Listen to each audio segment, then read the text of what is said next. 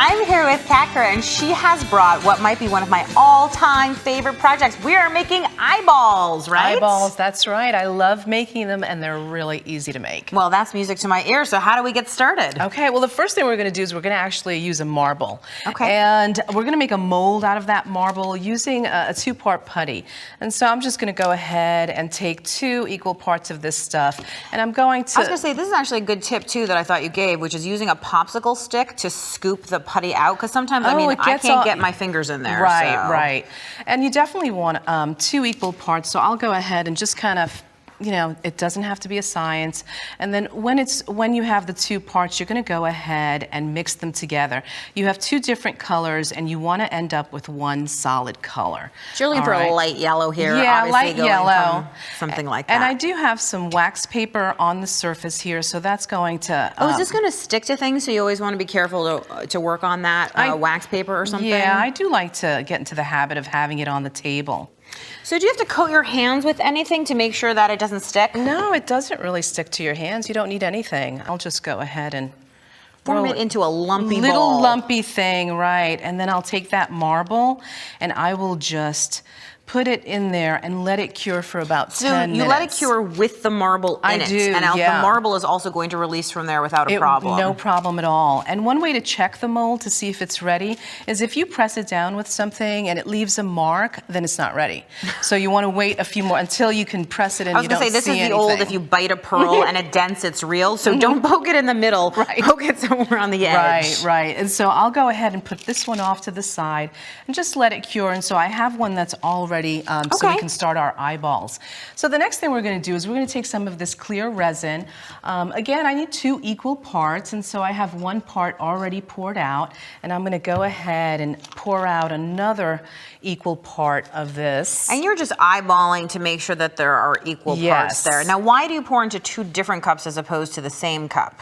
You know, you can do that if you're using a measuring cup, but I mean, you don't have to be exact, but you do want to get them, you know, pretty close, okay? So I'm just going to go ahead and pour one into the other, and then I'll just mix it together. Now, I was worried that you were going to have to take that cup, scrape it out, really make sure that every little last bit was out of there, but you don't have to. I mean, you don't really have to. If you're taking your time, then sure, because this has a longer cure time. And I was going to say, you need to mix this for about 2 minutes, right, to make sure that it's done. Right. And after you've mixed it for about 2 minutes, then I'm going to go ahead and add a first layer of resin to my little mold here. And you have to remember that we are working backwards. So this first layer is the front of the eye. And so I'm just putting a little dot of resin right there, and I'm going to let that cure. Just regular, clear, nothing. Yep, that's right. And when you say cure, for people who've never worked with resin, may I touch this? It's hard. That's right. Okay. Yep. And so I'll just let it sit there until it's ready.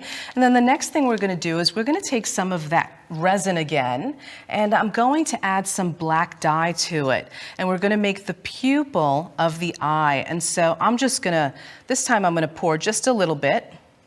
And you're pouring the resin actually into the dye, not the dye into the resin, so that you're reserving some of the resin for later use. Right, exactly.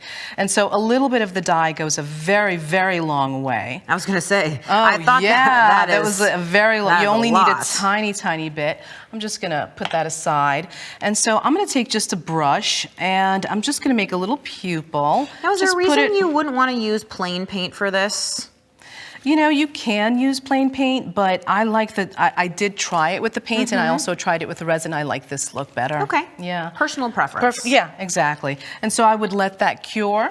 Okay, and I do have one that's already cured here, and it's good to go. And so the next thing we're going to do is we're going to add some sparkle to the eyeball, and we're going to use some paint here, some so now metallic. We are just directly adding the paint on, and I can already see that it's a more transparent, more translucent effect than really having that resin mixed with dye. Yeah, absolutely. And so I normally would do about 2 layers of this metallic paint. So you'd let it dry in between and add another layer. Right, right. And so I'll go ahead and put that aside. And then the next thing I'm going to do is I'm going to add the color of the eye. And so I am just going to use some of this pretty blue. And again, this is just a layer of acrylic paint. If you wanted to have it to have brown eyes, if you wanted to have purple eyes, whatever it is. Cat's eyes could be yellow. Oh yeah, absolutely. And this is just some colors of choice. I mean, I tried a couple of different colors. This is the one that I really liked. And you told me a nice tip here, which is before the paint dries, we're gonna scratch. Right, because the next layer, we're gonna add some more of that black resin. And you wanna be able to see the lines in the eyeball.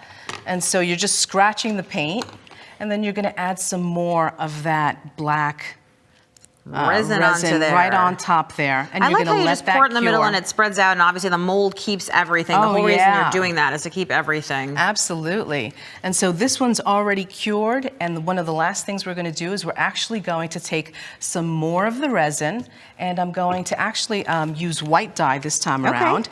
And I'm just going to add some of that, and I'll go ahead and pour some into that.